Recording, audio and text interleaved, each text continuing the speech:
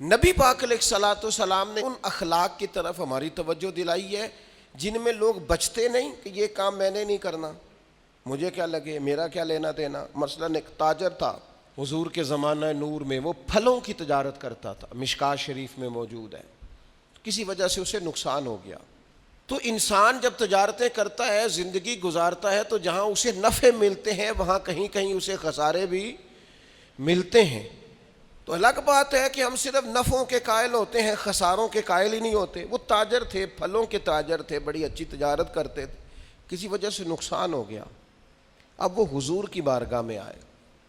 ہمارے ہاں یہ ہوتا ہے کہ لوگ کہتے ہیں میرا کیا لینا دینا، بلکہ اگر کوئی بندہ اس طرح کا مسئلہ حل بھی کرا رہا ہو تو کہنے حضرت صاحب تو آڈا نہیں ہے کام۔ اس تاجر نے اس بارگاہ میں آ کے کہا جہاں جو آ جاتا ہے ہمیشہ بامراد ہی جایا کرتا ہے۔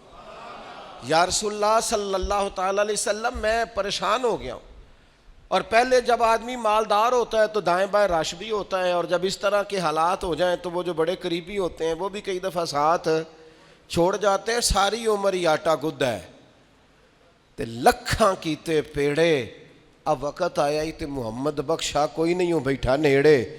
لوگ نکل جاتے ہیں، کمزور پڑ گیا بندہ بیچارہ۔ حضور کی بارگاہ میں عرض گزار ہوا یا رسول اللہ تکلیف میں ہوں۔ تاجر تھا، پھلوں کی تجارت کرتا تھا اور مشکات میں موجود۔ نبی پاک علیہ السلام نے دعا بھی فرمائی، کرم نوازی بھی فرمائی، رحمت بھی فرمائی، عطائیں بھی فرمائی، لیکن حضور نے نا صحابہ سے فرمایا سارے مل کے اپنے بھائی کی مدد کرو۔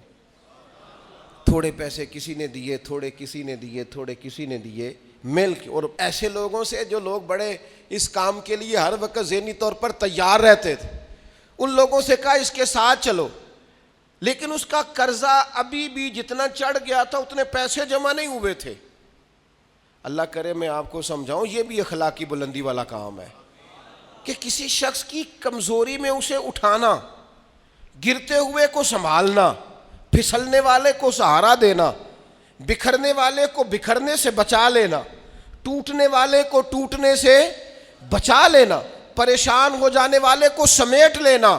اللہ کے پیارے رسول صلی اللہ تعالی علیہ وسلم نے فرمایا اپنے بھائی کی مدد کرو۔ لوگوں نے مدد کی، لیکن اس حد تک اس کے پاس پیسے نہ ہوئے جتنا اس کا قرضہ تھا۔ اب حضور نے ان لوگوں کو بلایا جن کے اس نے پیسے دینے تھے، اور پیسے دینے والوں سے کہا کہ اس کے پاس اتنے ہیں، اتنے لے لو، اور چلو تم بھی کچھ نیکی کرو، کچھ لے لو کچھ چھوڑ دو۔ یہ کون کرا رہا ہے؟ رحمت للعالمین نبی۔